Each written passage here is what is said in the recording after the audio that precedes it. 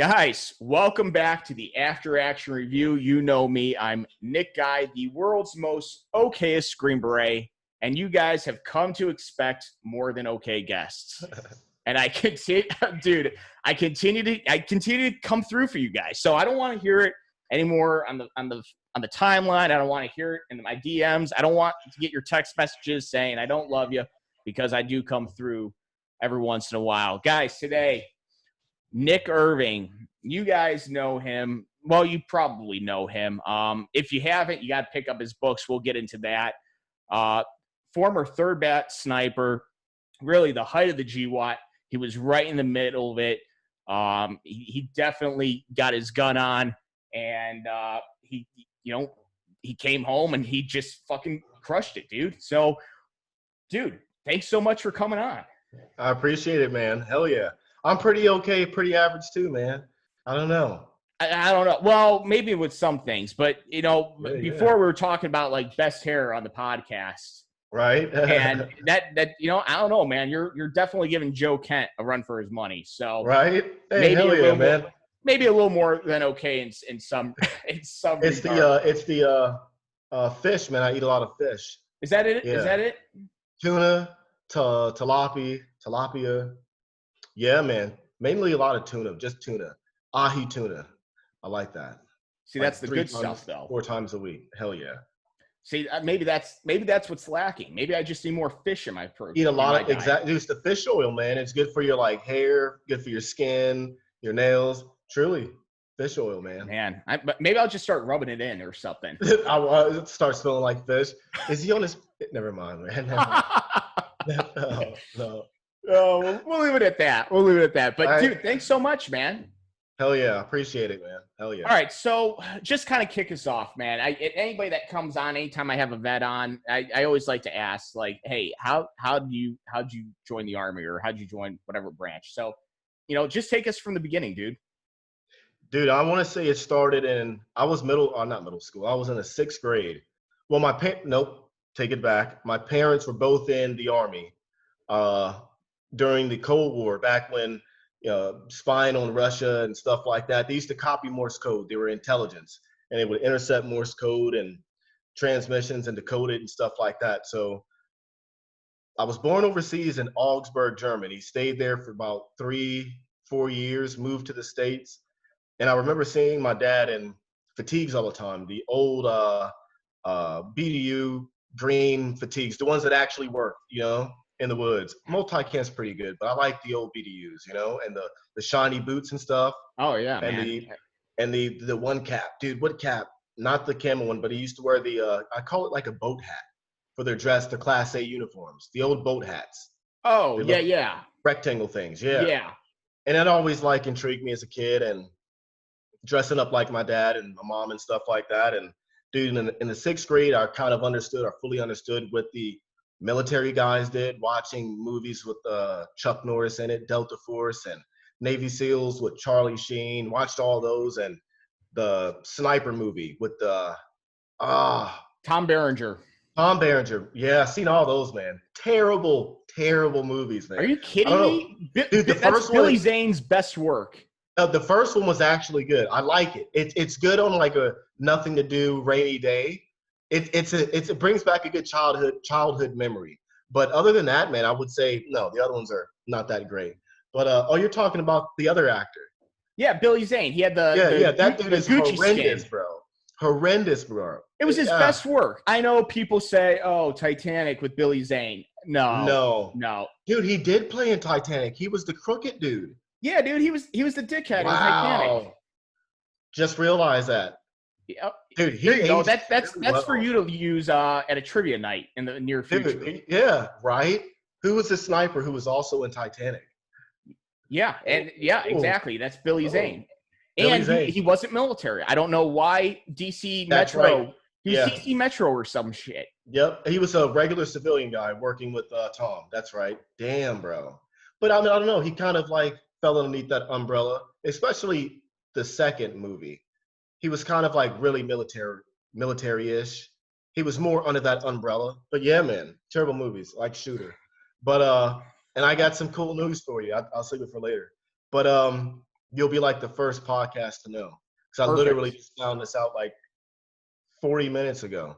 But dude, so yeah, I kind of got into the whole thing of my dad being in the military and wanted to join, and that stuck with me all the way through school, from sixth grade to to the time I graduated.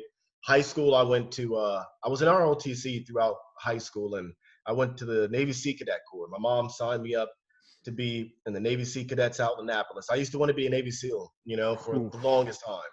I thought Navy SEALs were cool. Thank God that got out of your system. Right?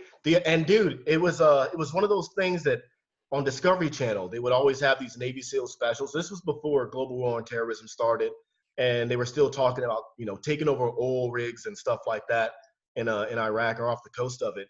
And they had Buds Class 234 on Discovery Channel, and I watched that entire series of Hell Week and what it was like, and I put myself through a mini Hell Week like during summer vacation.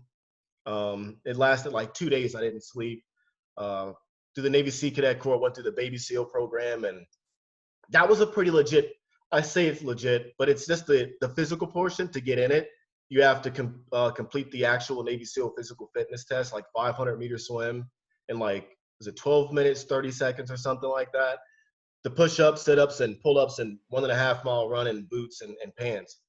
Did that, got in the course, and it was Baby SEAL, and went to the recruiter my senior year and signed up, wanted to be a Navy SEAL, and went on to take all the little pre-tests, your eye vision and stuff like that, and ended up failing the color vision test, the what was that test? Easy Horror test, the book where they flip it open and the circle pictures in there. Oh, yeah. For like Yeah. red green color blindness kind of deal. Yep, and that's what I am. So I, failed that. Got the only one I got right was the number 12. I'll never forget. It was a purple 12, and it was the one everybody, or the one you are not supposed to be able to see. And I was like, dude, it's a 12, And after that, I was like, man, making stuff up. So that like shattered my dreams. So when I went after that, I went home. Dude, I cried for like a few days. Went on the internet. This was back in like dial up, so you had to wait 15 minutes before an actual page would load up. And I tried to study every combination of the Easy Horror test there ever was on the internet, and you could find the results of them. Studied the hell out of those things, and I went back to go take it, and they gave me a separate test. It was one with lights on it, and I failed that one. But as I was failing, this Army nurse, dude, I was breaking down. She was feeling sorry for me, and she brought me over to take a personal Easy Horror test, where she flipped it open and she just traced out the, what the numbers were inside it. So I just read her finger tracing, and it's like, oh, I got 14 out of 14. And joined the Army. This recruiter was like, do you want to join the Army? And I asked him, what do you guys have that are like Navy SEALs? And he's like, Army Rangers. They're like Navy SEALs, but they don't swim. I was like, whatever, sign me up for it. I watched Black Hawk Down like 2 times, but I only knew what Delta Force was because of Chuck Norris. I never knew what the Rangers were. So yeah, went on through, what was it, Option 40 contract, and it was an OSIT, which was 14. Dude, I want to say it was what, 14 weeks? Yeah, yeah. Now it's like 21, but yeah, Really? They just extended that. Did they add on desert phase? Dude, I don't know. I don't know what the added. Maybe it's like more combat skills or something. I think they go a little more into like some, I don't know, maybe things that you and I can debate the merits of. Yeah. Does a basically trained infantryman really need to go through like instinctual shooting? No. No. I don't think half of basic training was just more or less waking up early and doing fire guard. That's what it was for me, man. So yeah, I graduated, went into the Army, did the 14-week OSIT. But dude, I wanted to quit like as soon as I got to MEPS. I didn't do, not MEPS. It was no, don't tell me, dude. It was oh, here it is. You don't got tell it. me, bro. This was you've got 30th it. AG, bro. There it 30th is. AG. There it is. That Dude, place, worst place on planet Earth. that place was like hell, man. I'm pretty sure, I got sick, and that like lowered my morale a lot. Everyone's morale. It was the first time I ever seen someone try to commit suicide. Like 2 people try to commit suicide in 30th AG. And dude, I was like, well, these guys are older than me, and I was 17, and dude, I wanted to go home, man. My parents signed the parental consent thing, and dude, I just wanted to leave home. It was terrible. I hated being home. But tried running away and stuff like that. Dude, I'm trying to take off my shoe. That's why I keep leaning over. You're good, man. You're good. Dude, get But comfortable. It's COVID, man. You shouldn't even be wearing pants to begin with. Right, dude, I'm not. But just tennis shoes and a shirt, no pants. That's how I roll. But yeah, dude, it was 30th AG is when I wanted to really quit. I used to call home on the payphone. You wait in this long line and get a phone call. I would tell my dad how much I wanted to quit and how much I hated it. Finally moved on to basic training. I was in Foxtrot 254, is this new place on Sand Hill they had built for the basic training guys. And dude, most of my class, my platoon was 55, and we had a platoon of like 40 or so option or 18 X-ray, and the rest were option 40. I don't think anybody from my class made it. There was one guy who made it through the Green Beret process out of everybody, and then I was the only one to make it out of that platoon to make it to 3rd Ranger Battalion. All luck, man. So yeah, after basic, crawling my way through, I had 2 terrible stress fractures in my shins, and after that, like, wanted to quit. Went to airborne school. Have a terrible fear of heights. Like anything above 10 feet for me, I start flipping out. Our things start to like really get. You get the tunnel vision. Yep. Dude, I can dunk. But staying up there too long. You don't want to hang on to the hoop, man. I'm not trying to hang. No, I just want to dunk. But yeah, I'm like an 8-foot man. But yeah, bro, it was an interesting, fear to not even overcome. It was just like, dude, jumping out of planes was a rush, but something I thought where I'm from, you never hear stuff like that. And no, it just never hear of anybody jumping out of planes or even making it or even pursuing the path that I was going on. Gotcha. And made those jumps, called home, and was like, Dad, this is badass. I'm jumping out of planes and like the coolest dude on the planet right now. And bro, they came to that graduation. I got honor grad from airborne school. That means absolutely nothing at all, but I'm honor grad. Went on to RIP at the time. It was called RIP, Ranger Indoctrination Program. Now it's RASP. And back then it was like a month long, but it was just a beat fest. Like you would get beat, bro, so bad. It's still at Fort Benning, Georgia. And dude, I think not the hardest thing I've ever done in my life was RIP. It was brutal though. I think one of the most brutal things I've ever done. Just the constant lack of sleep, lack of food, and the beat down, just push-ups for 3 hours, 8 hours, and then low crawl from this wood line to that wood line that's 300 yards on your face. I hate that. So we had a class of like 98 plus, and we graduated 6 from that original class plus 1 rollover. I was the only guy who didn't have to say a stanza of the Ranger Creed at graduation, and chose 3rd Bat because my family, my mom's side of the family is all from Georgia. So like a 35-minute drive, I was basically back at home where I would go every summer in a small town called Hogansville, Georgia. A lot of country out there. And so I grew up learning how to hunt and stuff like that, learning how to shoot shotguns before I learned how to do it back in my neighborhood. When it wasn't, you go to court for it. No, that ended up happening. I ended up going to court for a gun went off. Well, it's like statute of limitations now, right? Yeah, dude. That's old news, bro. Yeah. I was a little kid, man. And I told my best friend, Zach, well, not my best friend. He was like, we weren't bullies, but the way our neighborhood was structured, you had to display certain levels of dominance, right? I wasn't, the toughest guy. There's a lot of fights and stuff like that. But Zach was underneath on that totem pole of the hierarchy. And told him, yeah. Well, have you seen the movie A Christmas Story? Yes, sir. Oh, yeah. All right. So you got the kids, then you got the bullies, but then you have the froggies or the frogs. Yeah. Frogs. So it sounds like you were the bully. Your bro was the froggy. That the little Yeah. kid that was all. And then me, I would be the kid that you guys were bullying because, No, dude, no. I never bullied anyone. He was just a kid that he was one of the kids that just was, I don't know, bro. Like, oh my, like you just beat him up every once in a while. Not because you're a bully. He would do like stuff that would just he just needed his ass kicked. he needed his ass kicked like often, you know. His parents didn't do it. But anyways, bro, it was we needed a gun one day. And I told him to go home, and he told me his dad had a gun. He knew where he kept it. And I was like, well, I have shotguns and rifles and stuff in my house, and I can't carry that.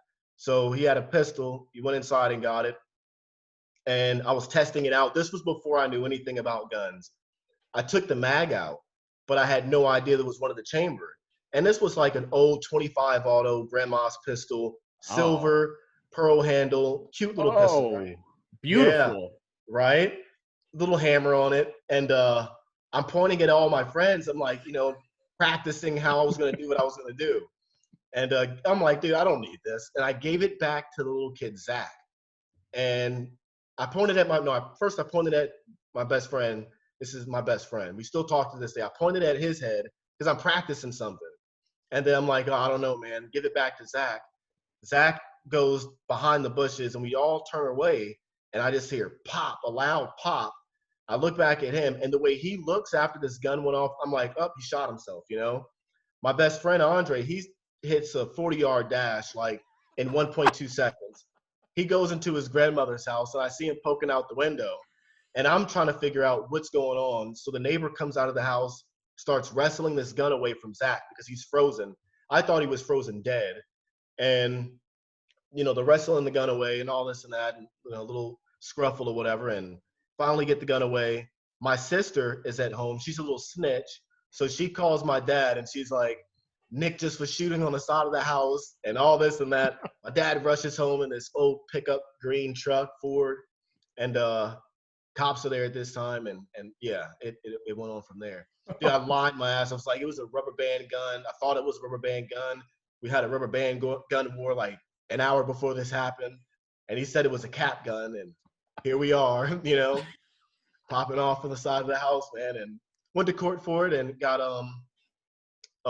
child neglect for the adults and parents and stuff like that, and Jesus, community service and stuff like that for I forget how long it was. Not that long, but yeah, a few hours, like 96, something like that, hours of community service or whatever, some fines. But yeah, then I just stopped. Yeah, I acquired a gun after that the other way, and I kept that in my shoebox in my room, and my dad found it one day, and that was bad. That was bad. Oh shit, yeah, dude. Yeah. I mean, I'm just gonna sorry, imagine that the ass beating that followed was swift. That was what I needed, I guess. Join the army, and that was that little story of that, man. But joined the military and went to 3rd Ranger Battalion. It's like one of the units you don't really want to choose to go to. It's because it's such underneath the flagpole. You have the command 75th Ranger Regiment's right there. Headquarters is right there. And it's really, really strict. I will say that. Like, this was a time when everyone was growing their hair out, doing all fun stuff, when you're away from the flagpole, and we weren't allowed to do stuff like that. But we would get, I think, in my opinion, better missions. My opinion, I think the missions we got were better. We would do more stuff. Like our op tempo was, averaging like 120 missions per 90 days. And that was a really, really, really good time to be in. But we had a pretty good op tempo. We got some pretty cool missions, worked with damn near a lot of cool people. Of course, Delta Force and stuff.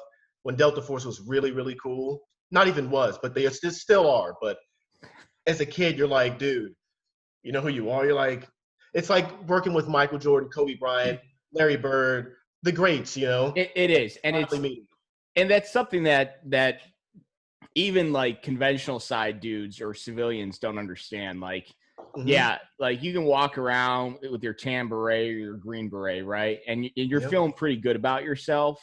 Yeah. And then like you do like you get pulled over for like a little training, or you run across those dudes overseas. And then you really come to a realization how conventional you really are. Yeah, you ain't shit, man. Yeah, like, dude, like, it's not just them. Like, any like SMU dude. Yep. Like, you got you got SAS green, guys. you got orange, you got 23rd STS, and you're like, holy fuck, like, yeah, what the hell am I doing with my career? no, Like, dude, it hit me my first deployment. Oh, I'll get to that. So I did 3rd Ranger Battalion, went there for a 6 months training cycle. The guys were just getting back from Afghanistan. When the reporter got his head, he was beheaded in Afghanistan. Nick, yeah, dude, Berg, Nick was Berg? it Berg? Yeah. So they were just getting back from that mission or that deployment. I was a brand new guy, being scared. I had my room issued to me, didn't have a TV, no, none of the stuff that the average barracks room has. It's just a bed, dresser, and that's it. I had my 2 duffel bags, and 2 duffel bags. That was it. Heard the guys coming in, locked my door. I'm scared. I'm like, dude, I'm 18 at the time. I'm like, dude, these guys have probably killed people.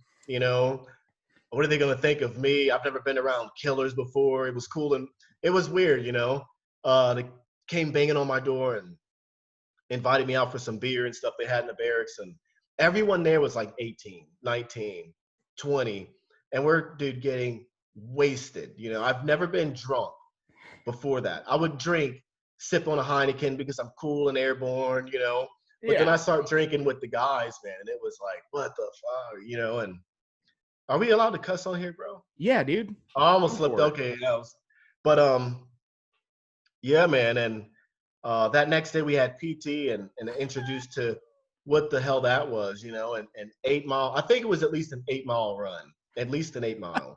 And I'm not the best runner, but I'm, dude, if it's a 30-minute time hack, I'm coming in at like 29:30. Yeah, that's how I was as a runner. Yep. And they say, listen, the whole reason you become SF is so that you never have to run again in your Army career. Smart. If it's true. Turns out that's not true. That's just a recruiting slogan. Wow. But yeah, man, like like running isn't. See, running's probably a little bit of a bigger culture in the Ranger Regiment than it is in SF. Huge, man. We use rucking. That's you guys. I can see that. That's kind of the standard, and that's where you get your shit talking between team dudes and things like that. That's why I didn't go SF, man. Would never want to go SF. But I did read a few books before I joined of SF, and I had a big poster in my room of the Green Beret in a ghillie suit with all the pine needles and stuff over him. I never understood Green Berets. I thought, what turned me off as a kid of the Green Beret lifestyle was that you guys were not scattered, but it was like you have too many jobs. It's like, man, you have to learn how to speak a language, then you have to maybe teach people, then build stuff, and I just wanted to go fight. Yeah, dude. And that's the thing. Like, I was not good in school either. It's, I mean, and that's the thing. It's something I always tell like kids that are looking into the Army and SOF and things like that. I tell them, listen, like, to us, like, if you're an SF dude, like, to us, like, unconventional warfare is sexy. Like, that to us, that is peak special operations. Like, right? When you take a look, and if you were to open a dictionary, you're like, hey, what is really special operations? Yeah, and we're all about that. We nerd out about it, and we proudly claim asymmetric warfare. Exactly. And then, but you're right, man. Like, we proudly claim, like, hey, we're jack of all trades, master of none. And unless you're an SF dude with the CRIF. What's that? So that's right now it's the CRIF. It's the Crisis Response Force. When you were in, it was known as the CIF, the Commanders in Extremis Force. So like a DA, and that's all they do. They do direct Those guys action. are badass. Dude, they are. They're like mini Delta. Yeah. Baby Delta, exactly. They're the ones taking the target packets that Delta doesn't want. And I'm going to say that, I'm going to just shout it out to all my buddies who are in the CRIF. Yeah, you guys, listen, you guys get sloppy seconds. That's just the fact of life. Dude, we ended up getting a sloppy second by accident in Iraq, my second deployment or first deployment to crit. Delta was there. They had to hit this other high priority target. and they ended up passing off this other high priority target, and we ended up hitting it, and it was so quick. Like, I didn't understand the significance of it. I was like, that's it. It was a small little house in the middle of nowhere, and the mission that lasted maybe 35, 40 minutes. They hit their home, and we all flew back. And Delta, like, I remember this, their sergeant major or somebody walked in, a little short guy, and but looked scruffy, like he had been around the block a lot, you know. And he walked in, and he's like, "Hey, good job," or he's asking for our battalion, not battalion commander, ground force commander, and he comes in, and they're like, "Hey, you know, you have a little speech," and talked about how good of a job it was, and being like, you know, after that, like, dude, we're pretty much like Delta now, you know. And in my head, I felt that way. I was like, it made being a Ranger like really that much more badass, because it wasn't like Black Hawk Down where the Rangers only did security for Delta, and it was like we mainly did I hate admitting this, and I hate working with certain sleep, eat, and lift teams, you know, SEAL teams, but working with some of them was like, dude, you know, hogging all the mission, you know what I mean? And they would try to treat us like certain elements used to, maybe like Delta used to, but now we're more like doing joint stuff. And it was just weird, man. But dude, the Ranger has really evolved from the pulling security to doing more direct action, which was cool to me. It was a cool time to be in, watching that transition, you know, and opposed to doing all the long hikes in. Rangers, we thought we liked to do ruck marches, but that was a Green Beret thing. We sent a few guys to selection, and the guys that didn't make it complained about the ruck marches and not knowing time hacks and stuff like that. Yeah. Right? Was that it?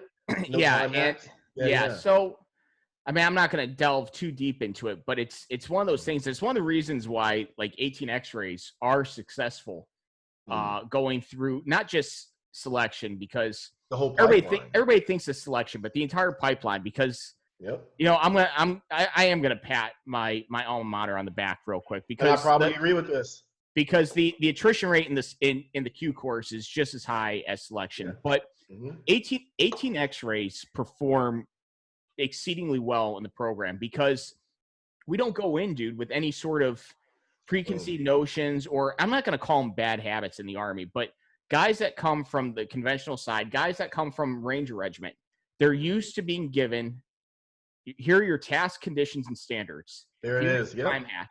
And the whole SF mission, the whole mission is, hey, you're not going to, we're entrusting 12 dudes to go into a very denied area, and we're trusting them to get a mission done, and they're going to have to figure out how. So with that, they say, hey, we know the time hack. You don't. You go to selection, man. The first thing they do is they take your watch off of you. The first event, man, is a run. And the very first event in SFAS, that would freak me out. And they tell you, they take your watch, they put the chip on your running shoe, you know, when you cross the mat, your little time thing. Oh, yeah. And they say, listen, you're going to run until the finish line.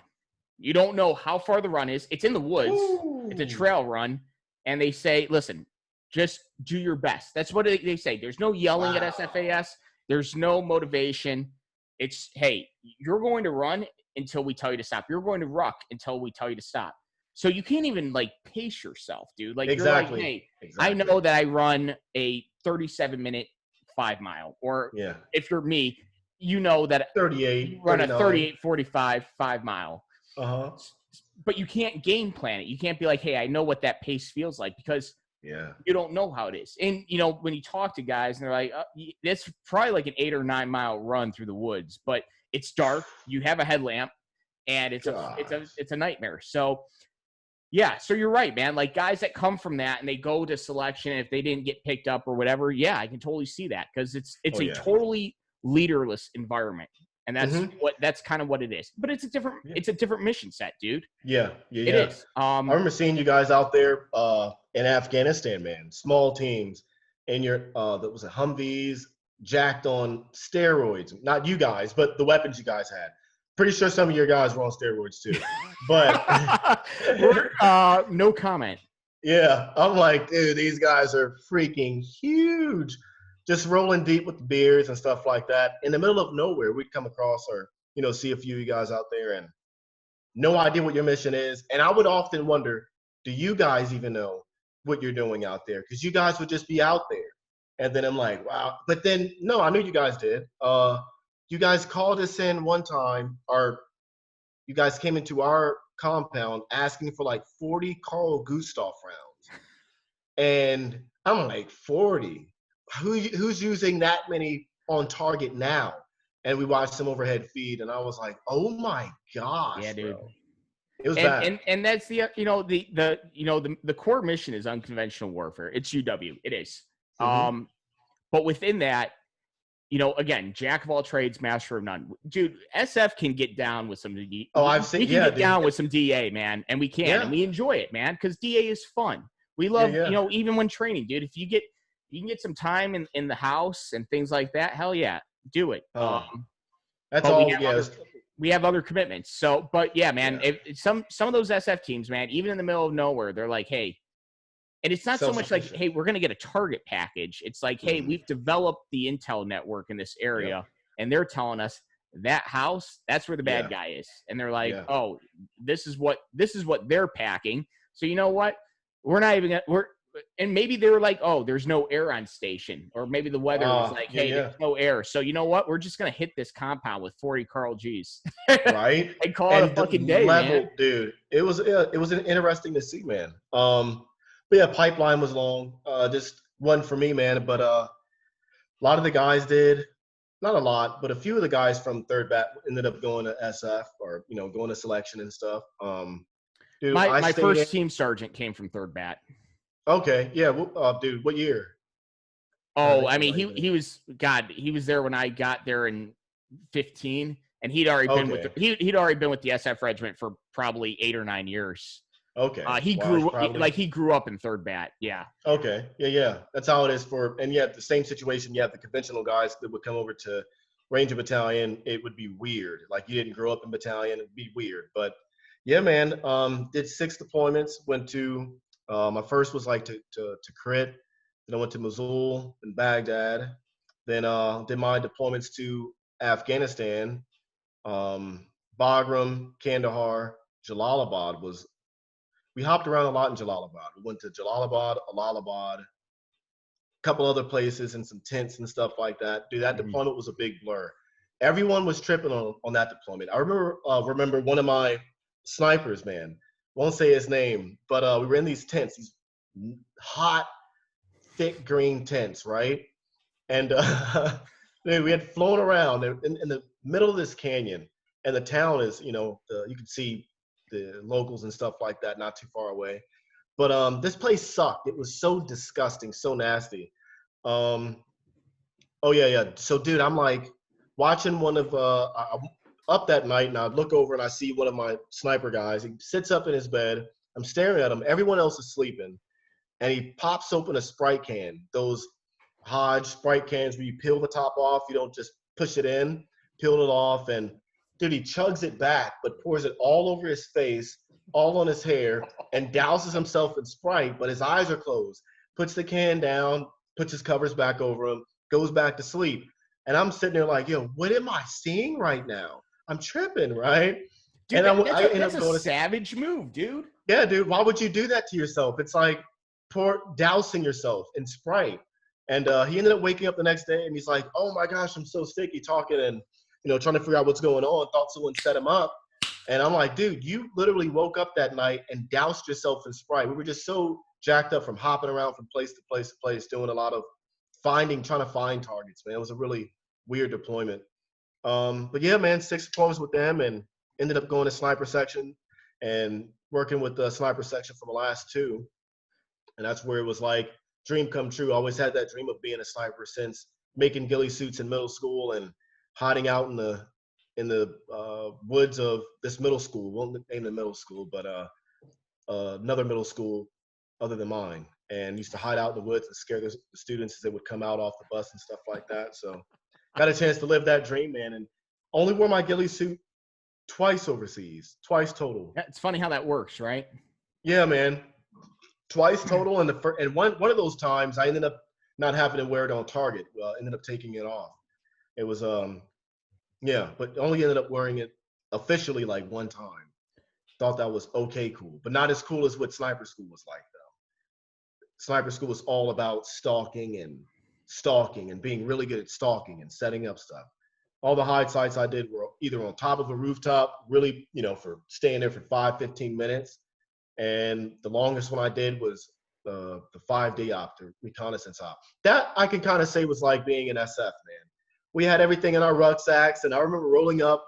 We were in Helmand Province before the big push. The Marines went in, and dude, I remember getting back real quick. Segue, but I did the international sniper comp after that, and the Marine guy talked about how they went into Marja and did all this stuff, and I was like, dude, what are you talking about? Like, we were there 3 months before you guys even set foot there, and cleaned shop, bro.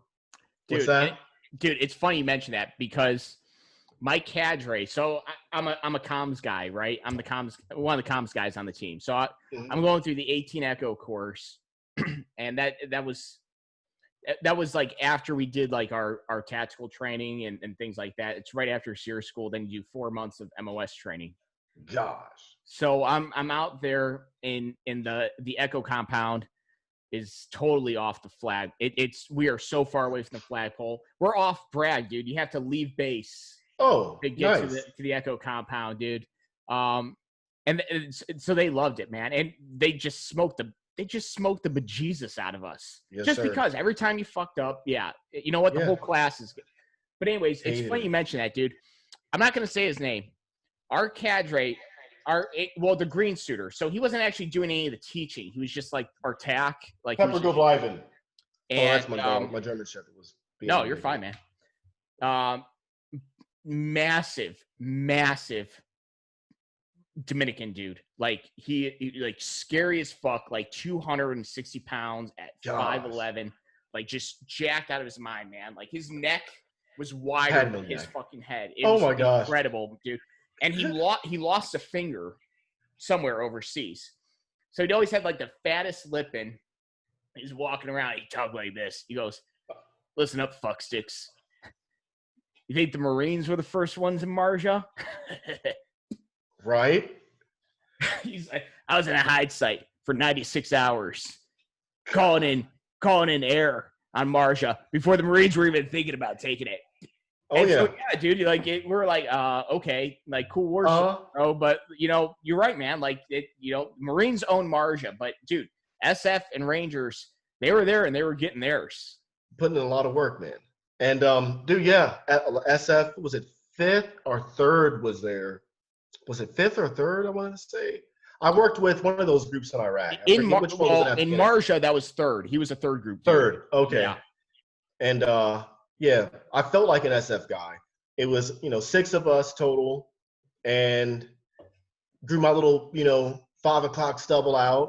Those guys, the recce guys, they already had beards and stuff like that. They had been growing for 3 months or whatever it was prior to deploying. And yeah, man, I was the coolest. I think the coolest time that I was in battalion overseas deployed was working on that reconnaissance with that reconnaissance team. It was like the highlight, my Carlos half-cock moment, minus me being the lone gunman, low crawling 1,000 yards, and then taking a shot and getting back. Minus all that cool 1,000 stuff. back, yeah, dude. Yeah, minus all that stuff. That was my Carlos half-cock moment. Was 2 of us or 3 of us. We had like the 4th day into that op. We were tracking some guy like electronically and doing all that stuff and whatever. The 4th day, I had this crazy idea.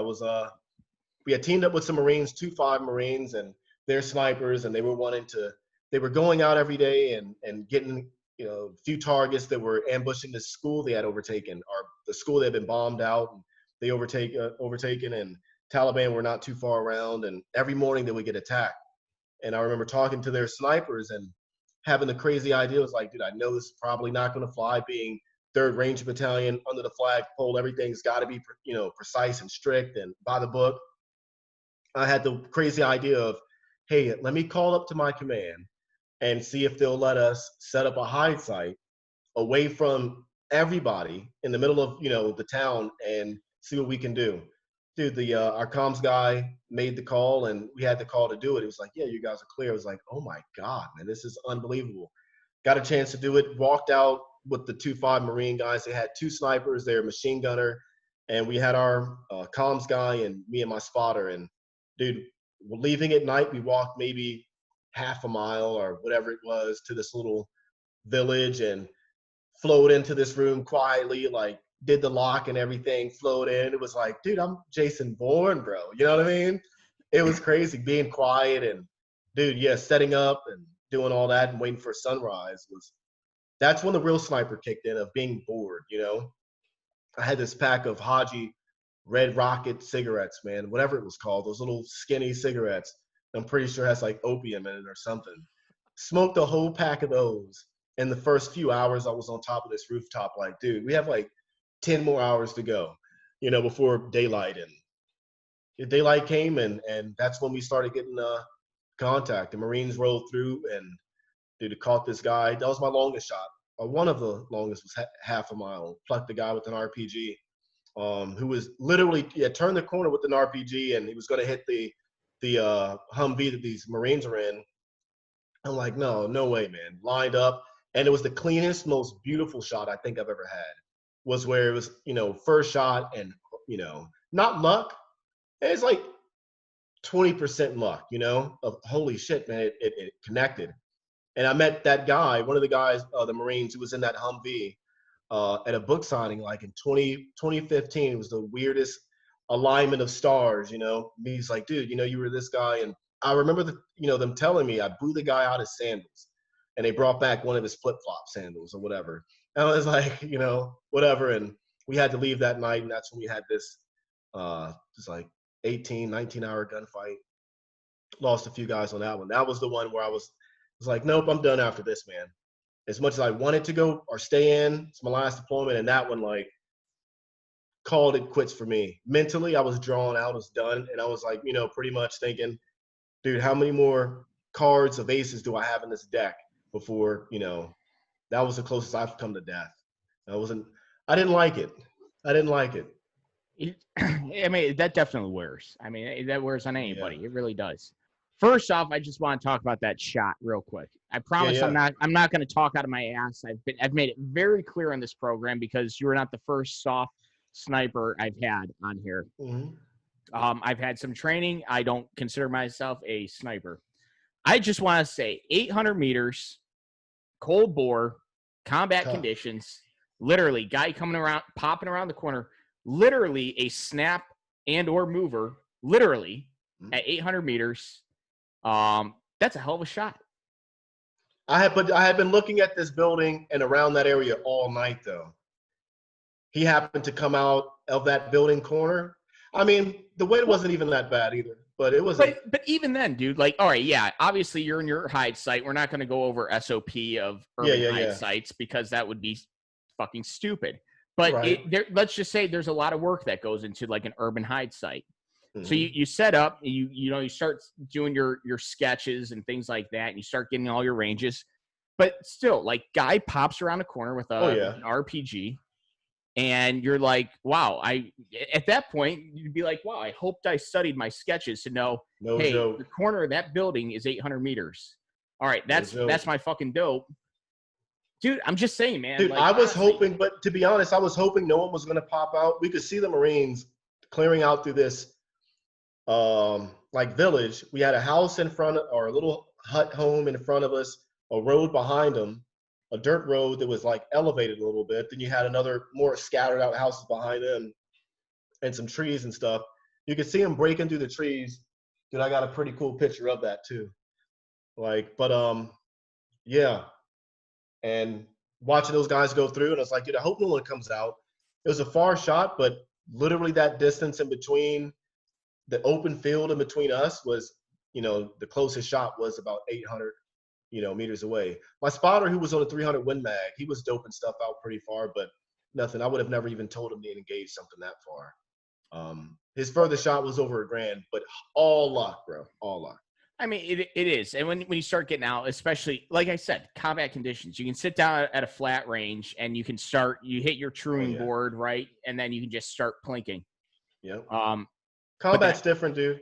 It is. 70% of my shots, not 70, I'd say 60 were second round impacts. It was rare, bro, to get a first round impact, especially on, the direct action targets and when we're doing targets and set up on a building and, I'm looking or whatever. And those were mainly second round impacts, especially the ones past 300, 400 yards with an SR. And they were mostly from the knee too. I was rarely in the prone. 300, 400, or I would get like on a rooftop and, but get a little stable position. But most of those were second round impacts. Now, let me ask this, and we'll nerd out here for a second.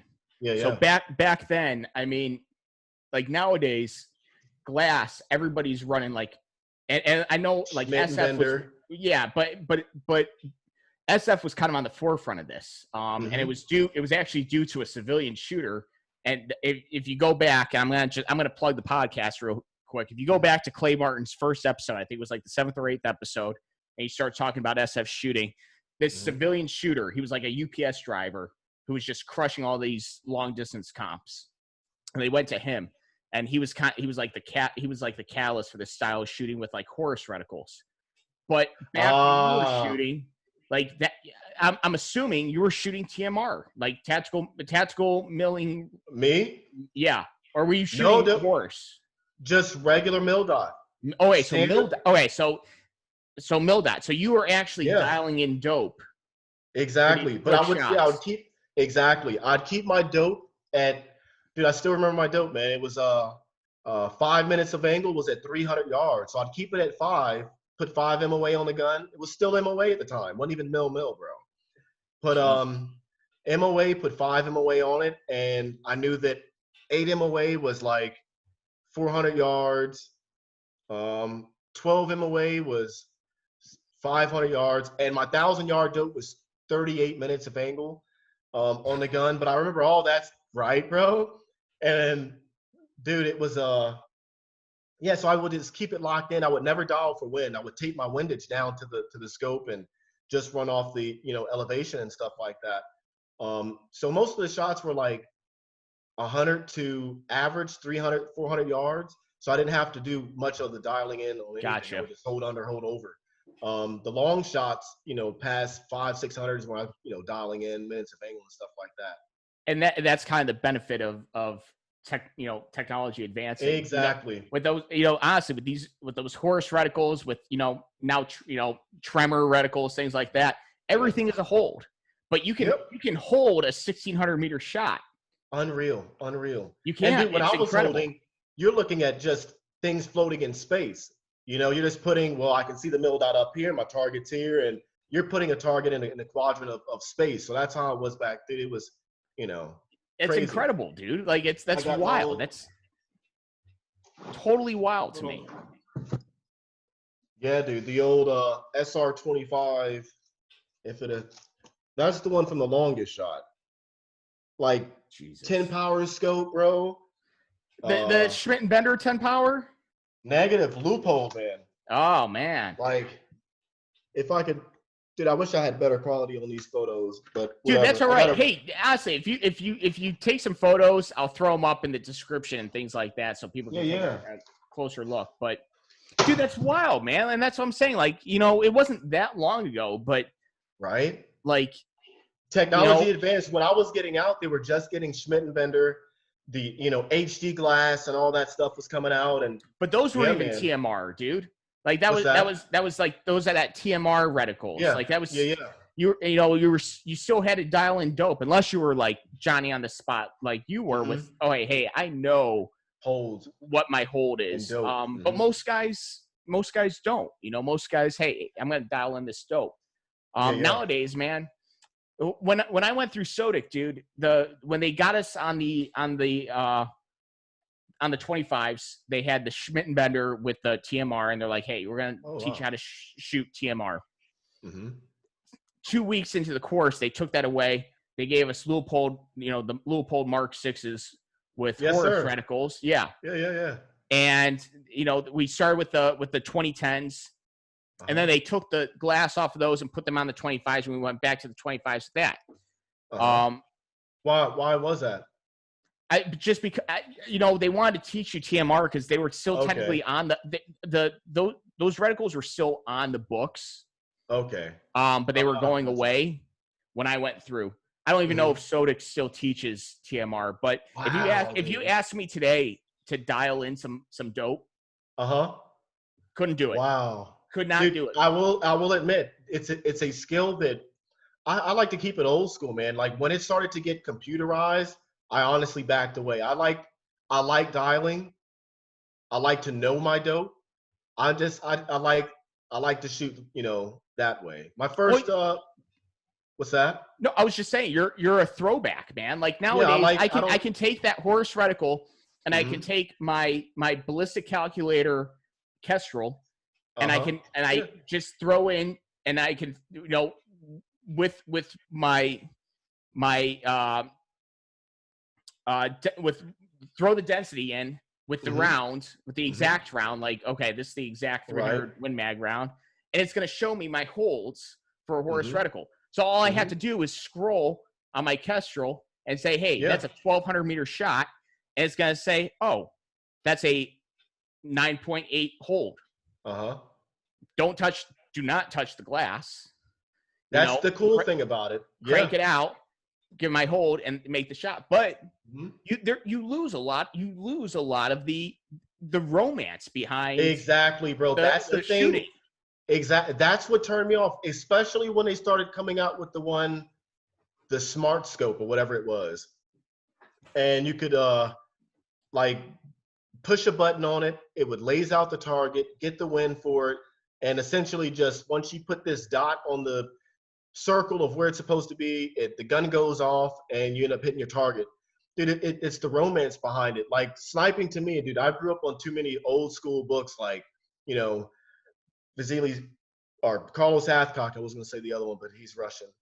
But yeah, man, I think that the romance behind it, the intimacy of being one with the gun, understanding all the formulas, what goes into it, the environmentals that go into it, dialing in the dope, holding it off. It's just an intimate act, man, to be able to put a little projectile on a target that far away, even close distance.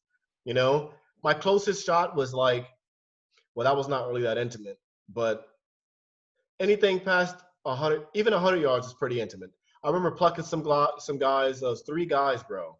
We were getting my first or second trip into Marja, or Helmand Province, Marja, and these guys were on a rooftop. They had ambushed us, walking on this little, you know, not on the pathway, but taking that route and going into Marja. And dude, I remember getting ambushed off of the rooftop and not hearing, but it slowed everything down. I could see this long trail of a bullet, you know, like whiz past us. Like in my mind, it felt like I went, whoa, like, you know, Matrix style. But I was on the ground and, you know, crawling up to get into where I was going to start engaging these targets at. Long story short, I plucked these guys. They were only like 98 meters away. This thing was 98 meters away on the dot or whatever it was, man. And you could just see above their, you know, the bridge of their nose a little bit, their eyes. So the IR laser, my floodlight would shine and I could see the whites of their eyes, the glint. I was like, oh snap, you know, I'm about to line this bad boy up and send it, you know. They had RPKs and, you know, AKs and stuff shooting off the rooftop, and I'm at a position in my prone and shooting upward a little bit. First shot was right at the lip, right at the edge of that little thing they were tilting over. And I saw the splash and I was like, oh my gosh, bro, this is going to be a sick ass, you know, easy shot. I just lined it up and plucked that guy, and the guy in the middle, everyone would kind of look at each other like, you know, oh snap, they put their head down. What the hell just happened? Yeah, but they'd put their head down and then look back up and go back at it. So I'm like, wait a minute, pluck that guy. The other guy would do the same thing, pluck that guy. You can see another guy walking or low crawling across. He had figured things out. The most I've ever got like of dumbness was 6 in a row, bro, of just guys looking at someone. But that was pretty damn cool though, being suppressed, dude. And it was some Taliban commanders in this little area, and plucking them like in a row. Me and my spotter working them, and neither one, like no one ever ran. It was just kind of look at this guy, get down, do the Haji squat, look at this guy, and then try to figure out what the fuck, and then finally dump them. That was a pretty cool. It was pretty cool. But yeah, man, most of them were misses though. Second round impacts was my thing, dude. Well, that's real world, man. It is. Yeah. That kind of takes the Hollywood out of everything. Not everyone's Tom Berenger. Not everybody is Tom Berenger. Or I not should have everybody filed my bullets down. Dude, or not everybody is Billy Zane with the high-tech glass that is somehow affecting, like, oh, here's your wind call. Here's the particles in the sky. I'm like, dude, I've never seen a scope like that in real life. But I even think if there were scopes like that, it would take the fun, the intimacy out of sniping itself. I'm an intimate guy in sniping. You give me 10 rounds in a few hours, I can make it last on a range. Yeah. I like, I hate to just pluck targets because it gets boring after a while. My opinion, shooting gets boring after a while. After you've done it, the achievement is over, and Yeah, well, you're right. I mean, long distance. Are you like that now that you're out? I mean, but you're not out. Damn. I mean, I'm not out, but at the same time, like when you lay like a long distance range down, mm-hmm. It is kind of like, hey, let's get intimate again with the 2010 and the 110. Right.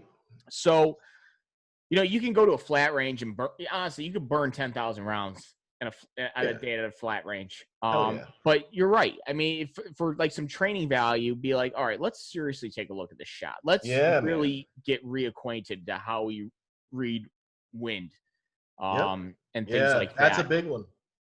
I've noticed that, like, over the years, not guys getting away from it. It's just not how it was when I was taught. It's the harping on understanding wind will fuck up a shot. That, like, the slightest wind. So understanding wind was a huge, huge, huge thing when I was in. And you can't. And honestly, you can teach it, but you can't teach. You have to understand it. You have to get out there and do it, man. You open up like the sniper handbook, they show like the little brush, like, oh, if it's this far versus this far versus it. But honestly, it's like not like that. It's not like that. And listen. Have I taken a long range shot real world? No, because that's not my job. But I could imagine, like, honestly, dude, like, I know what cold bore is. Like, am I intimate enough with this rifle to know, hey, the cold bore shift with this rifle is this? No, man. Mm-hmm. That's your world. Love it. That's the stuff I'm into, man. So, I mean, and that's awesome, dude. Like, that's totally badass. Yeah. And now it's like that childhood dream played itself out. And like I said, after that mission, dude, is when I was like, I'm calling it not quits. I got into contracting after that, but that's literally only because that's the only job I felt that I could have when I got out, or, that was accepting. As soon as I got out after, that deployment, it was like things stopped immediately. You go from being, I was in fucking the height of the war, It was a really good time. You were at the top of your game. Yeah, I was, man. And I felt like that. I was 23, 24 years old, and I'm like feeling like a badass, man. And I wasn't going to work, no disrespect to Walmart or anything like that, but I just didn't feel that, it wasn't anything beneath me. But, dude, I was living off this rush of something that I couldn't see myself working at a Walmart or anything like that. So I went online. I would talk to a few of the guys who were getting out, who had been out, picked up contracting and Blackwater and triple canopy and all that stuff. And I looked into it, man, filled out an application and did some fingerprint stuff. And I got picked up for triple canopy in Baghdad.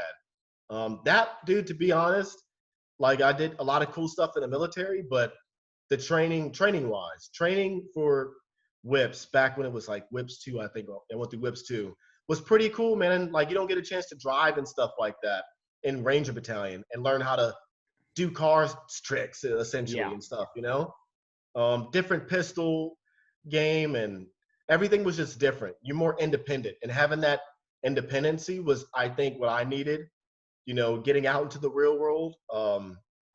That little bit of, you have freedom, but you're a man. Not a man. I hate using that term, but you're just, you know what I mean? You're a fucking dude. You have a lot. You're responsible for a lot of stuff.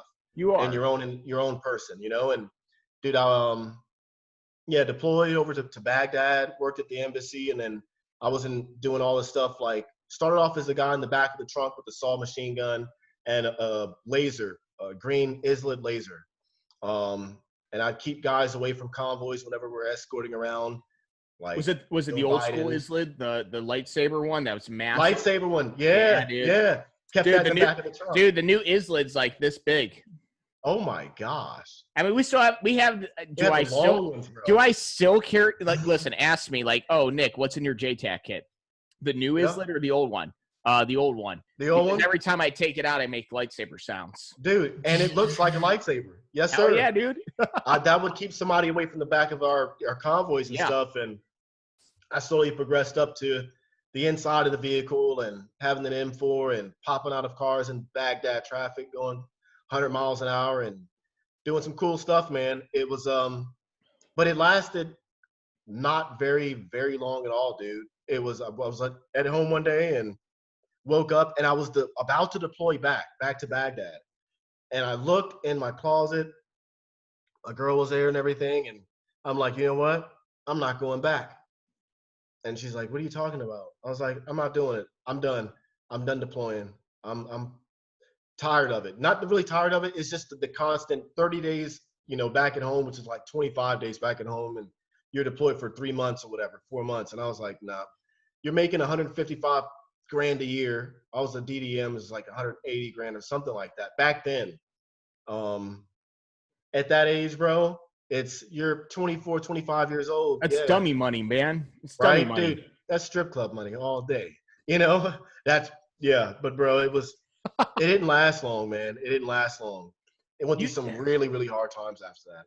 Well, and that's kind of where we want to go. If because you kind of hint at it in your books, and we haven't even delved into that because you have all the badass stuff, right? You got the badass stuff, but then at the end of the day, the show has to end. Has to, bro. And that was the biggest thing. I think a lot of guys, or even some guys, I'm not going to say a lot, but for me especially, was a hard thing to like brush off. Going back to being not a special ops guy. You're supposed to be a regular guy or being a regular guy. Never regular, the stuff that goes on up here or whatever, but you think different, you do, and you've been exposed to different things.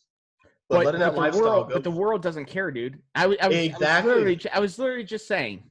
Like, I have my experiences. Are my experiences nearly as cool as yours or a lot of other dudes? No. Am I proud of everything I did? Yes. But at the end of the day, I'm Nick Guy, financial crimes investigator. Right. That's how the world views me. Exactly. And it took a few years to realize that, you know what I mean? Of how much that as a civilian or two civilians, and this was when the war started to die down too. It's not that they don't care, essentially. I don't know. But being a badass spec ops dude, it's like, but how does that work over here right now? And the stories just don't relate. But dude, I went through a hard time, man. I picked up I had to have it for a long time. But alcoholism runs in my family. Like both of my, both sides of the family, people have died from it, in my family. Dude, it got really, really bad, really bad. Tried rehab secretly, and that was a joke. Dude, I was going to rehab, chugging a 6-pack. I did this in and out processing thing. And then like getting wasted as soon as I got back out. I was wasted the whole duration of that little, whatever you want to call it. Dude, it got really bad. Almost lost everything. Lost a car, about to lose a home, literally like on, a month away or whatever it was. And took a Glock out back, but we were building this construction around these new homes, bought a nice house with all this contractor money. And I was like, dude, what the hell? I was able to manage it and control the environment overseas, but getting back here and it's like, I'm losing, you know what I'm saying? literally losing it life. Went out back with the Glock and bottle of Jack Daniels, and I was already wasted, man, and had a short talk. It was kind of a long talk. Things didn't go as planned, man. Came inside and I locked myself in the garage, not the garage, but the computer room. I had just a little laptop and on a little desk that my parents had donated. And dude, I stayed in that computer room for almost a week. It's like 3 days, 3 or 4 days. Didn't sleep. I was like on this sniper, I can stay awake thing, and drinking as much as I could. The carpet turned into beer cans after a while. But at the end of that, I produced this journal. It was a book, essentially, of like everything that I had did in the military, or that I thought was, messing me up a little bit. Lost some good friends, and I was getting phone calls of guys who were killing themselves and stuff like that. And it made me feel some type of way, like maybe I shouldn't have gotten out. It was weird stuff, man. And then went to Vegas. I had negative money in my account. I got invited to Las Vegas at a SHOT Show convention out in Las Vegas, 2016 or something like that. Met a Navy SEAL man who had a book deal. And I was like, hey man, I have this idea, have a book or whatever, and I want to pitch it to you. And he's like, do you really want a book deal? And I was like, yeah, man, I guess. He's like, do you know what comes with that? He's a Navy SEAL, so he knows what it's like to have a book deal. And he's like, are you sure you want that? And I was like, yeah, I mean, I already wrote it. And dude, he hooked me up, helped me out. But not many people know before that I had self-published. Dude, I went through this time of trying to figure out what I wanted to do. So I had multiple online stores. I would buy stuff from China in bulk for like pennies on the dollar, survival kits and stuff like that. Truth be told, bro, I have an old, no one knows this, man. I have an old commercial that used to be on the Alex Jones channel. Get the fuck out of here. No joke, bro. Can I YouTube this shit? You probably can. I'll send you the MP3 and it goes. Please do. Yeah. It's talking about, it starts off, are you prepared for the economic collapse? And that's all I remember. And dude, I was like selling survival kits I would always undercut the market, what it was, going for or whatever. And that didn't last. I learned real quickly of like to ship this stuff out. You have to be able to compensate, the price for all this. I was just trying to, sell a product and undercut what I thought wasn't fair. And it turned out that I wasn't making money on it. So then I went into bleeding paper targets. I had this idea I was like, basically I'm going to make a reactive paper target that you could hang up. It's made of paper, but when you shoot it, it like bleeds. Made those, man, sold them online. You can still find. Sold a few targets through Ellie Targets, one of the biggest like paper target places. And there's pictures of me, man, dressed up as Hodge. And I'm like the target you shoot. I tried all these ideas. My bleeding paper target. Dude, I mean, honestly, you got to grind, man. Yeah, I was grinding, bro. And dude, went back to the old me. Dude, I used to go to old rich neighborhoods as a kid and like tell people that my school couldn't afford caps and gowns and food and stuff like that. And I would hustle people. This was middle school, man. Dude, you're a fucking survivor, man. And I had to. At that time, I wanted hydraulics on a Saturn. It never panned out. So I ended up getting I got a PlayStation in the back of my trunk, and we played it. But that's dude, back then, Pimp My Ride was a thing, man. Exactly. Exhibit. Yes. He was fucking pimping rides, dude. That's what I was going for, man. PS2 in the back seat, baby. Yep. That was me, man. And yeah, we played Madden in the school parking lot. But yeah, dude. So I went made bleeding paper targets, still on YouTube and stuff. But I threw it away, and it ended up some Navy SEALs have it now, like an actual reactive paper target. Never wanted to bring it up, but I happen to have those intellectual rights. But anyways, I did that idea. Had some guns named after me that never panned out to do. They made a lot of money, but I didn't make half of a quarter. I had a patent idea of electromagnetic door jammers. Yeah, man, got a patent for it, and none of this stuff panned out. So long story short, dude, I was hurting big time. That Navy SEAL pitched off this book deal or book idea that I had, and then it ended up sticking, man. But before that, I had written like 4 or 5 other books of survival books. I went out before this neighborhood was built. It was just woods and stuff. So I built this how to survive and stuff like that, and with a picture book essentially, man. And I wrote my first book, the autobiography. It was labeled Team Reaper. Like the original drunk writings of me is still on Amazon. I'm pretty sure. So, all right. So, like, all right, you locked yourself in that computer room, Yeah. drank yourself half to death, and just Yes. compiled your thoughts. It's yeah. Okay. So, dude, here's the thing. Like, people think, hey, Nick Irving, fucking, you get the Reaper and Way of the Reaper, but but there's an OG. The OG is called Team Reaper. Team Reaper. Because I felt bad of, dude, the original story. So yeah, Team Reaper. I was like, dude, I don't want to make this about me, and I wanted to include, how do I name that, but not make it about me? So I called it Team Reaper. I wanted the spotter to be a part of that, and that was the original OG book, and not many people know this, man. So you're getting like the exclusive, but the publisher ended up wanting to change it to make it more appealing to readers and stuff. So they put the Reaper and made it more about, you know, my autobiography opposed to like everybody who was included. But dude, yeah, that's how it started off, man.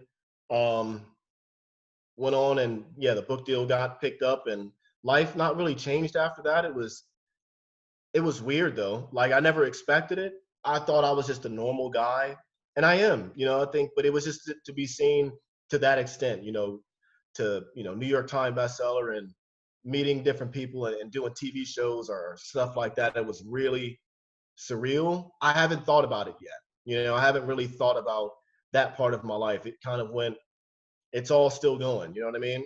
So I haven't thought about any of this stuff. Dude, and honestly, for you, it is still going. So, I mean, I think it's fair to classify that, you know, we'll classify these actions, that writing was cathartic for you, and like, holy shit, maybe it was just putting your thoughts to paper that saved your life.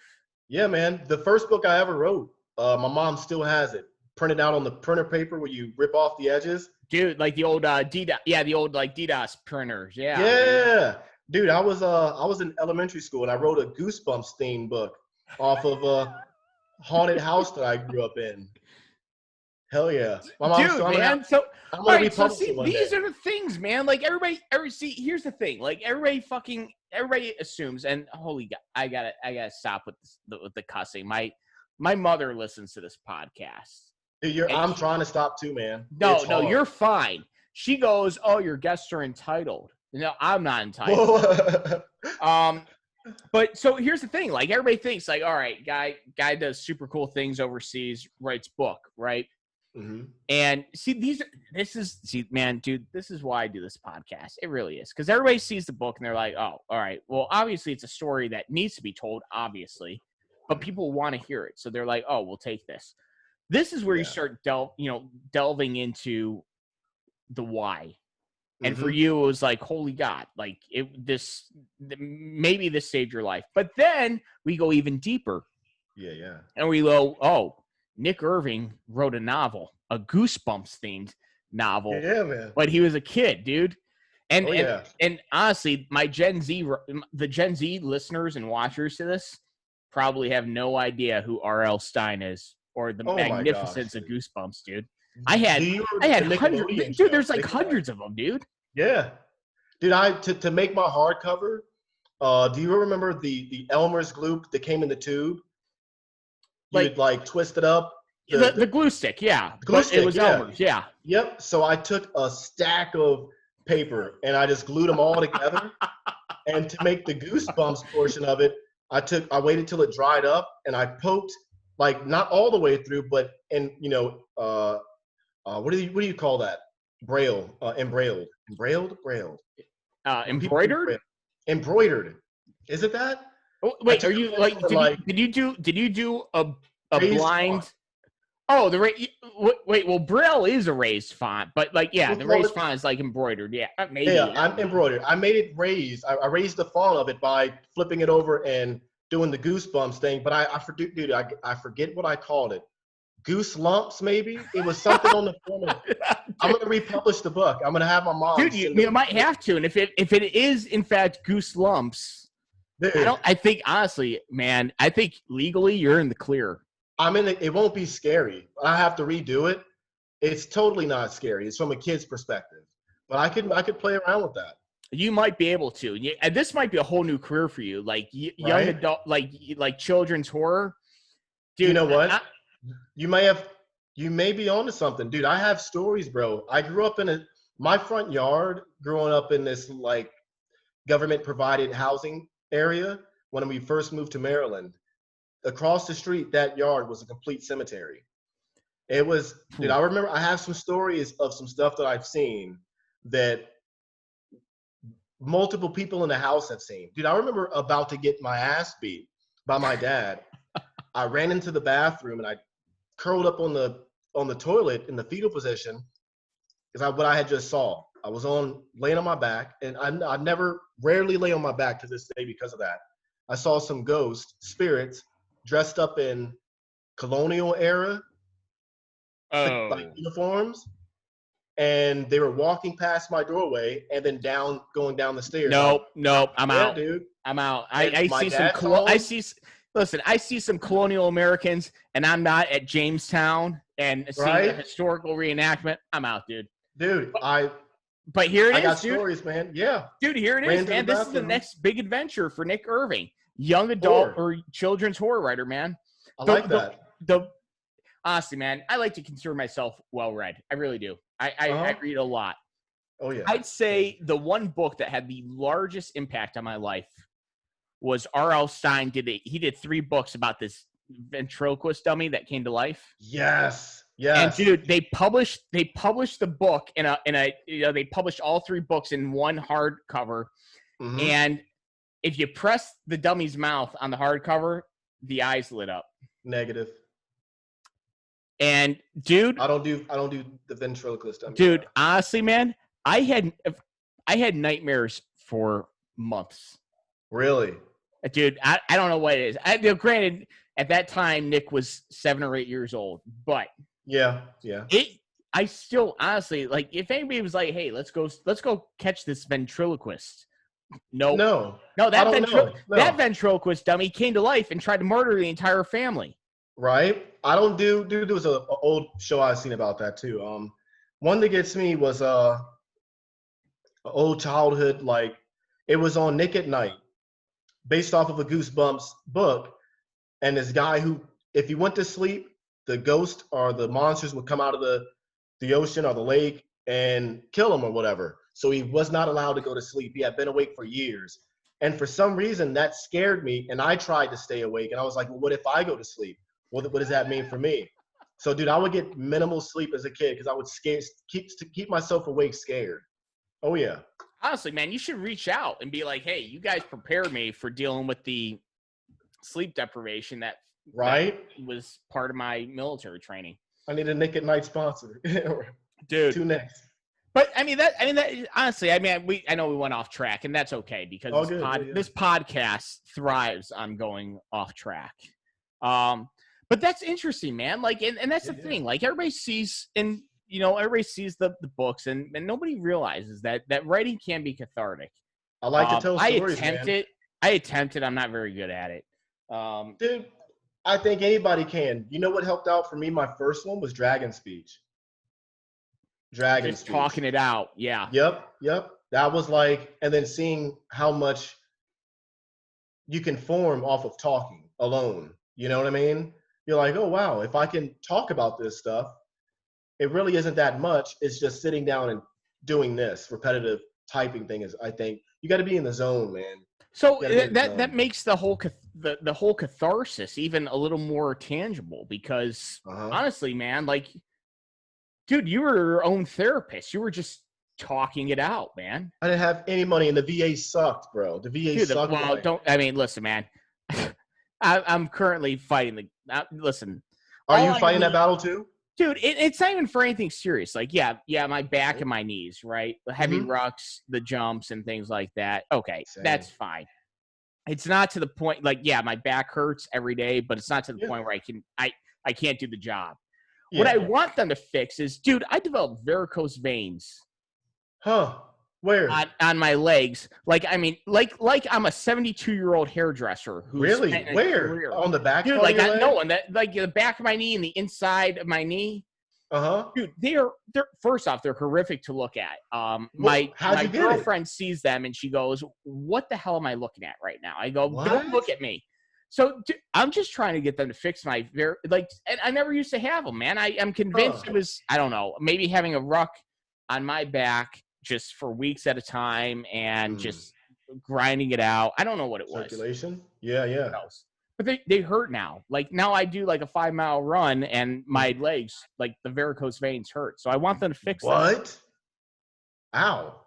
Dude, and I then didn't know you could all feel it your is, veins, bro. dude, and all it is like they're like, oh, we need to fit you for compression stocking. Uh, Well, it's been 2 years and I still don't have the stocking. So you don't need to see? tell me. Honestly, that's a small problem that the VA Yep, could yep, do, yep. right? Like that's not, oh, I'm in crisis, or oh my Mm-hmm. God, like I'm in a bad place, or oh my God, I'm in unbearable pain and I need Yeah. something. Because there are dudes out there that are in those Oh, positions. yeah.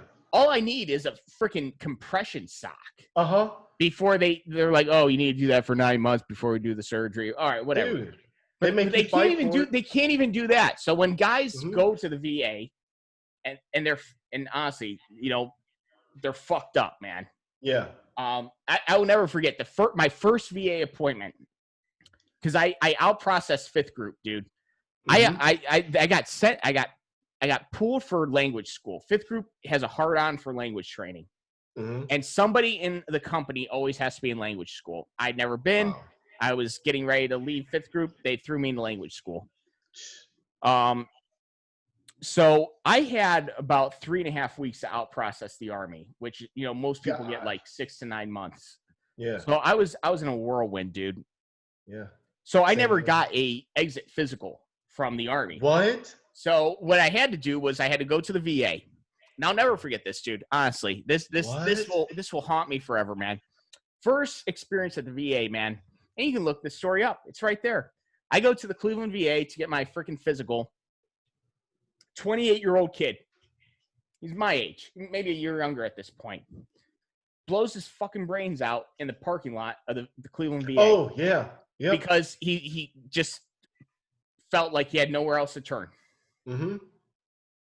It's I that was bad, there. dude? I remember everybody, rushing out, rushing out of the building. Wow. Like, dude, I was like, where am I?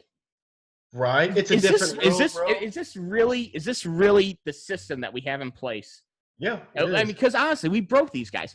I saw like Korean, Vietnam vets. They're like in their 70s. Mm-hmm. There aren't even enough chairs in the waiting rooms. Right. These guys are like standing on their walkers and things like that. It was awful, man. Yeah, man. It's a bad experience, dude. It's a war zone. It's its own war zone. Fighting for like things that I think, like, dude, I don't think the Army or anybody owes me anything. But it's like, dude, you put in certain work and you get messed up.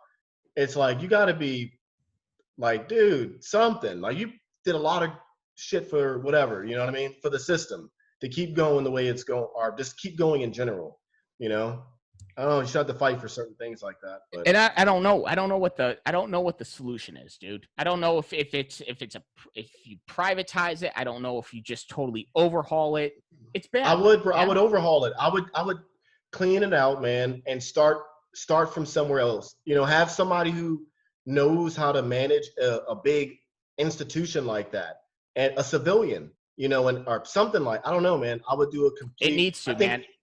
Too many people have their hands in the VA pocket, the big pot of, where they get these big donations and big money that comes in and stuff like that. I think that too many people saw the dollar sign and forgot the veteran on the other end, man. So, you came home and you struggled, man. You're one of 10,000 stories. Right. And they weren't there. And it was just, and you know what and thank God you found a way to cope, but go ahead. Oh, I think they should legalize marijuana, bro. I honestly do. I think, like, nationwide, federally, everything. I think they honestly should. I've talked to guys, before and stuff like that, and Dude, for me, and I've been smoking for like 10 years straight, every day, 365, man. And no one knows it. It's been I've kept it a secret for a while, but I think after the like last year or so, I've been kind of open about it and picked up some new ways from a cool culture of people, and you know, marijuana just happens to be a part of that. But dude, it keeps me like it doesn't. It keeps the books interesting. It sparks that portion of my zen, whatever you want to call it, man. And it's like I don't know. I think it would help a lot of guys out. I, A lot of guys out. listen, you're not going to get an argument out of me. You're not the first dude who says, "Hey, it helps me." A lot of dudes use it for pain management, man. I went to the VA. I'm like, listen, I'm still in, right? Because I'm still in the guard. But my back and my knees hurt. And they're like, oh, well, we can get you on some Percocets. I'm like, well, oh my gosh, dude. I'm like, dude, you really think I'm 30 years old? You think I'm going to start down this? Because I know how I know how this story ends. Yep. How many guys, bro? Now I'm an opiate addict. Yep. Do you remember guys? What was that drug? Medics would keep it. Like the lollipop. Fentanyl? Was it fentanyl? Fentanyl, yeah. We kept now, and I will say, at least on an ODA, because 18 deltas, our medics are hard to come by. They are. Oh wow. Because that's an additional training. It's an additional attrition, and 18 deltas are probably outside like a top tier level 1 trauma center. Oh, they're good. 18 deltas are probably and Rangers go through SOCM too. Yeah, SOCM. That's what it was. Honestly, any 18 delta trained medic, I would place my life in their hands in terms of trauma care. Heck yeah. But because there's usually only one per team, because there are so few, man, we had fentanyl lollipops in our med kit. You loop it around your finger. So the idea is when you pass out, your hand falls away and you don't OD on fentanyl. But we also carried Narcan for that reason. Narcan, yeah. Our medics only carried that stuff. That's crazy you guys carried that. But it was just one of those things. It was in our IFACs. And wow. Because you don't know. You get into a firefight and the medic can't get to you, and oh my God, my leg's blown off. How I need to get high. But yeah, dude. So I mean, listen, I'm still in. So you can't partake, but you are not the first veteran who says, listen, one, it saved my life. It's gotten me off the opiates, because the opiates are harmful. They will ruin your life. But even if it is just a coping mechanism, dude, we expected dudes. We asked young men at the height of GWAT to go and do awful things, right? Oh yeah. In faraway places. And it wasn't even like World War II, man. Those guys were gone for years, but in terms of just the op tempo, combat that guys saw, and they came back broken, man. They came back broken. Imagine, that's what scares me, man. I don't think we've even seen the influx of what's happened to guys mentally, overseas. We're kind of still in it to some aspects. You know what I mean? So I think we haven't really officially seen the trauma. Someone's phone's going off. I don't think we've seen the trauma, man, of what this has done to young 18, 19, 20-year-old minds, man. Hopefully there's better treatment later on down the line, and maybe even the VA fixes themselves in that aspect. But I honestly do think that whenever that time does hit, man, it'll be in for a rude awakening, though. My bad. I totally thought you were coming back. Yeah, I got you, man. Sorry. No, you're good, man. I have a child's bladder. I really do. No, you're good. You're good. Is it caffeine? Even in the Army, man, I always, even if I was in the turret, man, I had 4 empty water bottles in the turret with me. Dude, I just have a child-sized bladder. What are you drinking, caffeine or what? No, man, I'm drinking Claws. It's the end of the workday. What is it? It's White Claw, dude. Oh, White Claw. Yeah. So, just to let you know, my girlfriend is very much into the beer scene. It's her career. She's in the beer industry. Yep. We're big beer fans. And not it's good beer. Something to enjoy and things like that.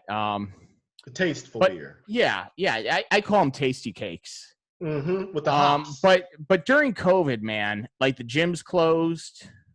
Yeah. And there wasn't a whole lot to do. And listen, man, I'm an IPA fan, and at 400 to 500 calories a beer, like that, it was starting to hit me. Yeah. 400 or 500 calories. Good gosh. Yeah, man. Well, a good IPA is. It's very hoppy. It's so I was like, listen, it's time to get back in shape. The gyms are open. They're about to close back down. Dude, what do you think about this? Don't say that.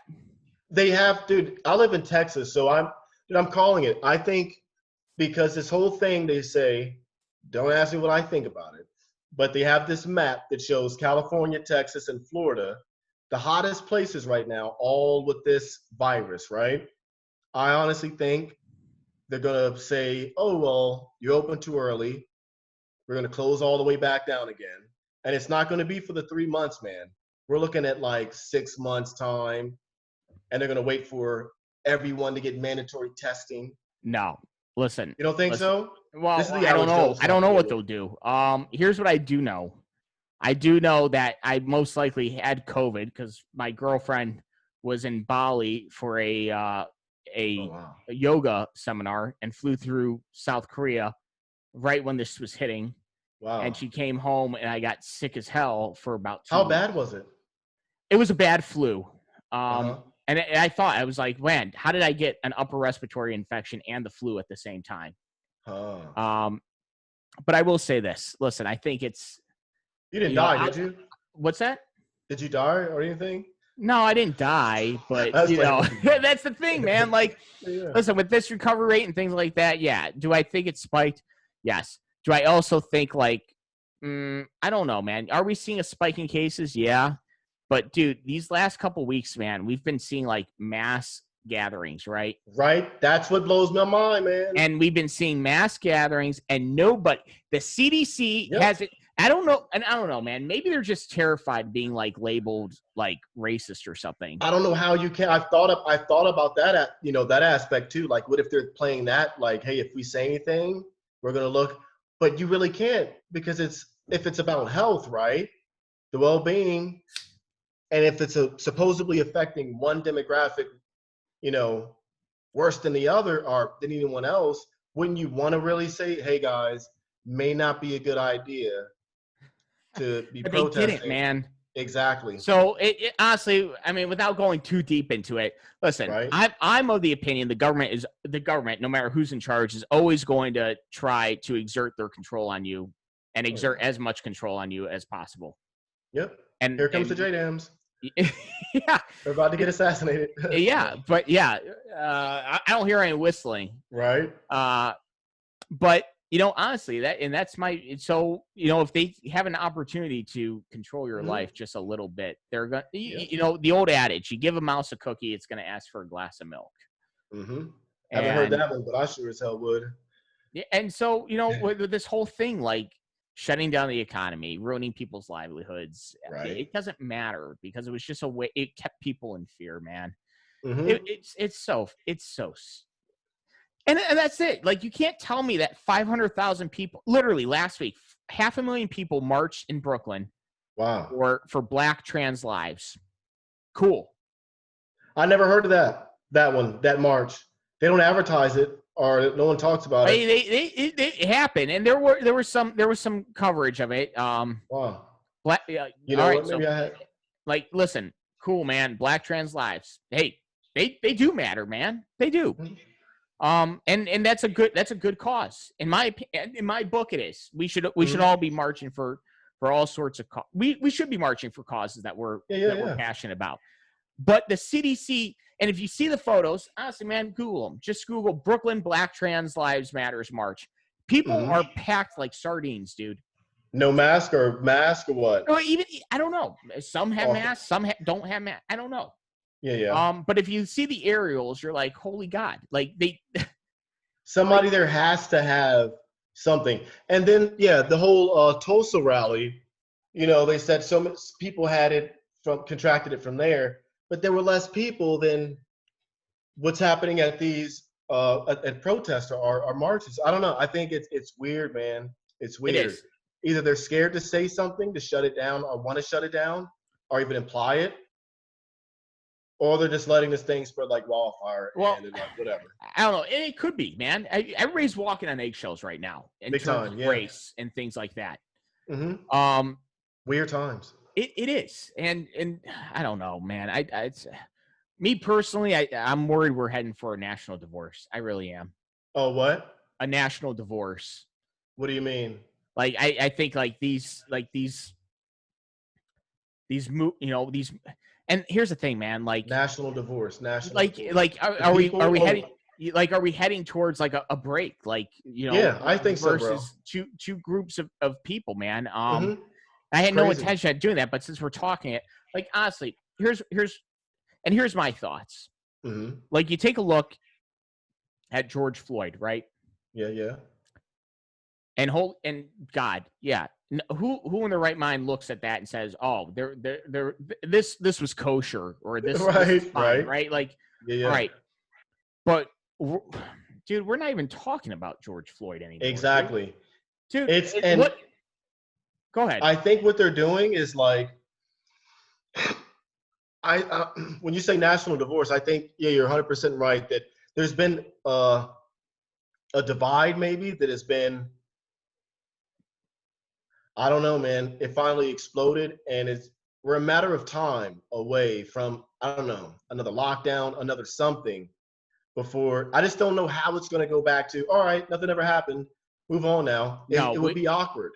It's not going to, man. And my worry is like, all right, so we stopped talking about George Floyd. We got away from the conversation of, all right, let's take a look at like some police reform. Let's talk about like a return to community policing. These are things that I think, most people would agree warrants at least a conversation. Mm-hmm. Now you have, certain factions. You have Antifa. You have other movements going on, and I think they've co-opted the movement. Yeah, 100%. And I'm worried that we're heading to a national divorce because it's not like first they were tearing down like statues of Confederates, and yeah, that's a whole nother issue of, hey, do we preserve history to learn from it versus what's the imagery that is conveyed by having statues of the things like that. Mm-hmm. But now they're tearing down statues of abolitionists, and they're tearing down statues of Ulysses S. Grant, who Frederick Douglass personally eulogized. Which is yeah. So that's where I'm starting to think: are we heading towards a national divorce? Because it's not so much. Hey, it's not so much, at least in my opinion, and feel free to respond. It's in my mind, it's no longer Black Lives Matter or let's have a conversation about what happened to George Floyd or police brutality. It's now the movement's kind of like anti-America, and it is though. It is, and I think that's what's weird to me. Like in the beginning, I went to a few protests down here until it started getting crazy at nighttime. But you could see the infiltration of a different ideology, a different movement to come in. And it was quick, man. It was quick. I think right now it's people are just who are in charge of this thing are putting out, go after this now, just because they find it's immediate. No one's like, okay, let's talk about it. First, it's just, hey, I found this out. Let's do this now. Let's do this now. And it's weird, man. I think everyone's going off of emotion. And it's a matter of time before big government, whoever steps in and says, okay, enough's enough. And those two, that's when I think it's going to be a clashing moment. When you have one group who's set in stone of being a certain way and wants to do something, they have their agenda. When this other entity comes in and it says, no more, we're breaking it up, everything's done now. Somebody somewhere is going to, be labeled as a guy who fired that first one that the whole world, heard eventually. I don't know. It's weird times. It's very weird times. And honestly, I wish we could just sit down and have a conversation. Yeah, man. We all need to sit down because maybe smoke some nobody weed, nobody wants to see this happen. No. And the people who do, man, I think are only just out for hate anyways. You know what I mean? If anybody wants this to happen, dude, you're right. I don't think anybody wants to. As bad as it would get, for anybody, it would just be unnecessary, horrific stuff for no reason. Just unnecessary, you know? I don't know, man. I think I really wish we could just all sit down and say, hey, let's just be Americans talking to Americans. Right? Because it's all over the TV now, and we're letting everybody else in the neighborhood know, mom hits dad and stuff like that. We got to keep it in house, man. Yeah, man. Work these things seriously. out. Dude, now we got the freaking official Twitter accounts of Iran and China lecturing us about, oh, well, look at this. I'm like, dude, are you kidding me right now? Dude, that's how bad it's gotten. It's bad, man. And I don't know, man. I really wish it feels weird. I really wish we could just be Americans, just talking to Americans. I really do. No joke, man. Having other countries like call us out, like it feels like, man, dude, to be mocked and made, just is weird. By the worst human rights offenders in the world. Right? Right? Dude, Iran, yeah. You said Iran? Yeah, dude, Iran just hung 15 people this week for homosexuality. They oh just my gosh, dude. Like, that's a weird one for me. I'll never understand that. Like, to kill someone because of that is so weird to me. It's weird to me, man. And so however they want to live life. Yeah, man. Well, it's just for them, it's scoring political points, but at the same time, it's like, hey, like we need to start like looking at the second and third, to use an SF term, a second and third order effects kind of scenario here. Yeah, we can have this conversation, but when when a faction literally takes over 6 blocks of U.S. territory, golly, and dude, a legitimate warlord takes hold of power. That one got me, dude. That one. Dude, that Raz dude, he was man, he took over, man. Listen, that was a weird one for me. I'm like, this is how it's going to be? This is the competition here? This is the competition of warlords? Holy shit. Yeah, your block's mine.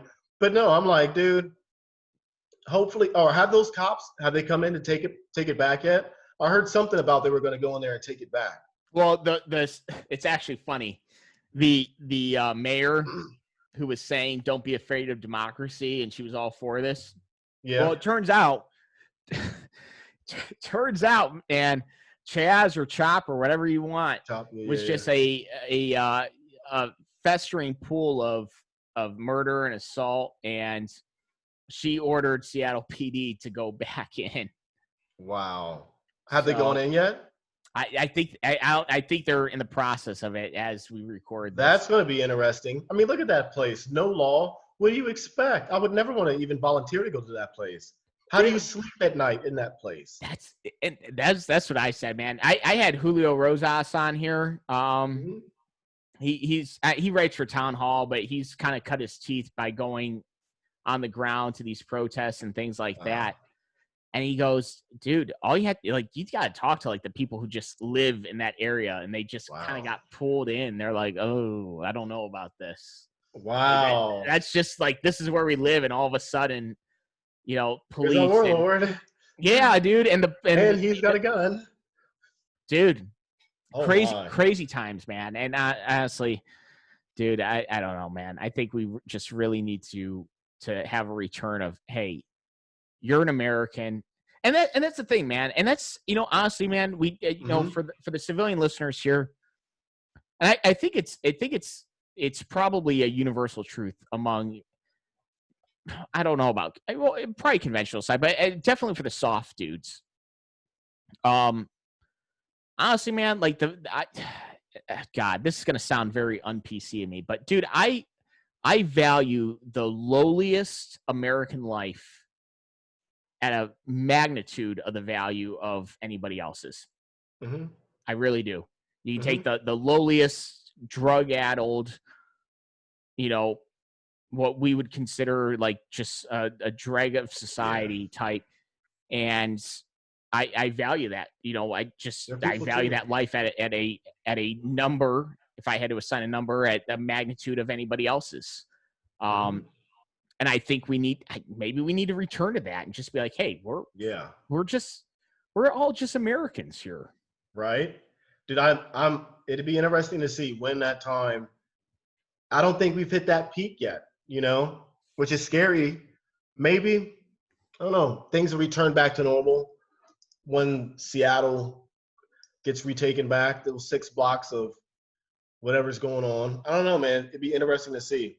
What I don't want to see is like bloodshed. You know what I mean? No, and I don't, and then I don't want, and on the flip side, like I don't want to see like a total crushing of individual rights to do so. Yeah. You know, at the same time, man, like, listen, I've been very clear, like, hey, in terms of police brutality and infractions of individual rights, and those are also important conversations to have. Big time. So yeah, man, it's definitely interesting.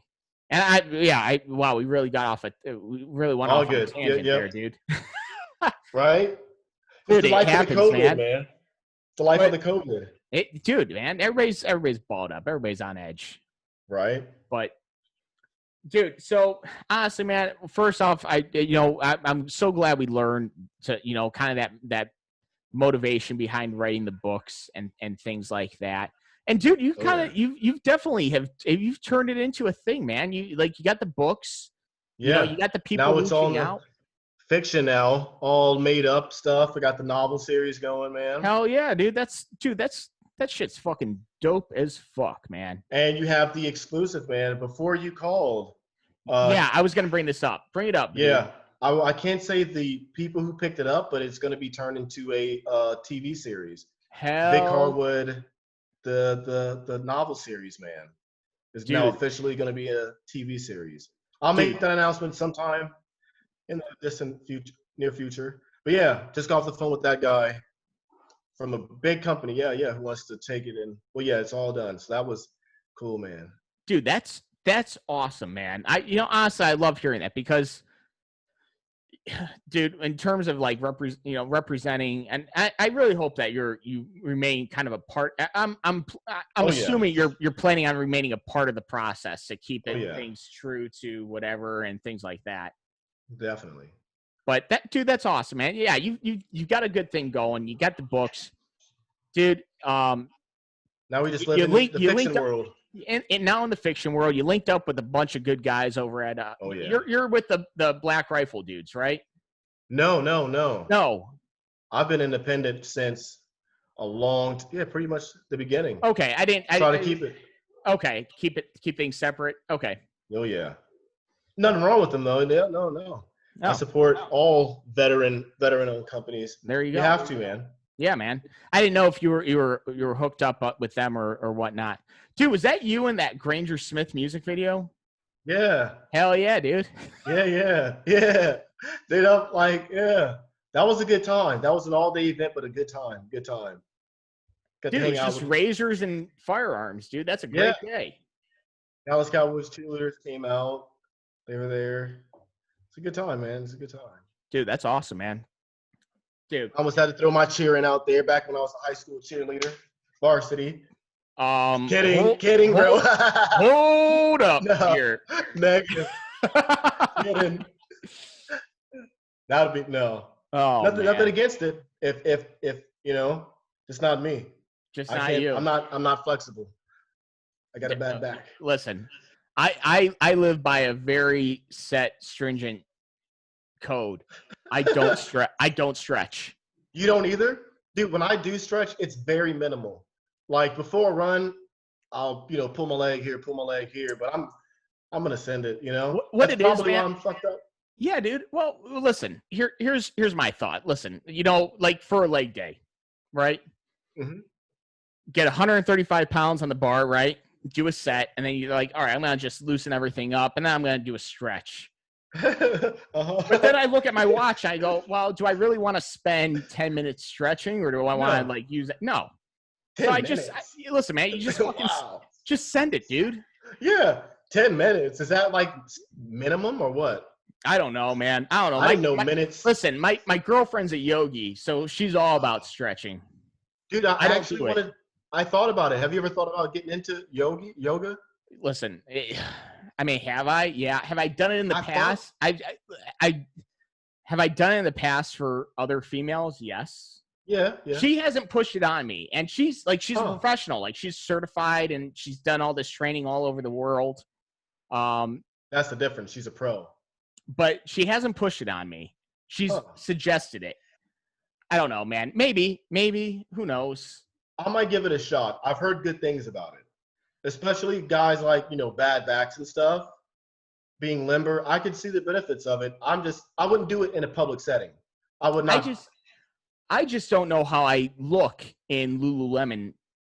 You got to do it inside. Dude, I'm doing all this inside my own comfort. I'm closing the blinds, everything. You don't want anybody seeing that. No, YouTube. Go on YouTube, pull up a instructor, and you go along. I would never be called out in public doing that. Oh, dude. That's just me. Well, hey, man, I don't want to keep you. This has been an absolute blast. It really has, man. Man, it's an absolute honor and a privilege to hear your stories. That's what, the podcast. Yeah, we venture off and we do some wazoo things on the podcast. We talk to some people, but the core of the podcast is really sharing these stories, getting these stories out here. And I know yours is out there. It's a good talk regardless. But yeah, it's always good to talk about it. So, all right, hey, let's give it. Listen. I'm not going to butcher the title. I know. Listen, you got Reaper and the Way of the Reaper, but I don't know the full title. So give us your books, man, and the fiction series, which I have not yet picked up. So the autobiographies are the Reaper, Way of the Reaper, and then I have my fiction series, Reaper Ghost Target, Reaper Threat Zero, and Reaper Drone Strike, which drops this July 21st of this year. Yeah, next month. Dude. Next month. Awesome. Oh, yeah, I appreciate it, man. Dude, that's awesome. Hey, guys, Nick, man, thanks so much for joining us. It was a blast, dude. Oh, yeah. Guys, I know I always forget, so here it is. I wrote myself a note right here to actually plug some things. Guys, if you like it, if you're watching on YouTube, go ahead. Like, comment, subscribe. I had to say it does help the YouTube algorithms and push this stuff on unsuspecting victims when they log on to YouTube. If you guys are listening on iTunes, give me a 5-star review. Just drop a comment. Say like, hey, man, Nick, he's we're listening to this on iTunes for a reason, because we don't want to take a look at his face. Right? Yeah. Listen, dude, I know. Listen, I'm mediocre in everything I do, including my looks. But and honestly, guys, if you guys like this, hit me up. I broke down. I created the Patreon. It helps me maintain equipment, get new equipment, and hopefully once COVID lifts, if it ever does, to do some face-to-face interviews, because this virtual is great, but at the end of the day, the face-to-face is really kind of the goal, especially the old timers. There's a lot of old timers that have incredible stories that need to be shared, and we're losing them every day. And I want to get those stories out there, and getting them to download Zoom and get this done it can be a chore. So the Patreon will go to that. Everything in the Patreon goes to the podcast, maintain the podcast, things like that, guys. So appreciate your support. Nick, once again, dude, can't thank you enough. This was fun. All good, man. I'm going to go get my son up from his nap. Hell yeah, dude. Hey, I appreciate you, brother. All right, be well, man. You too. Thank you. Yep. Take it easy.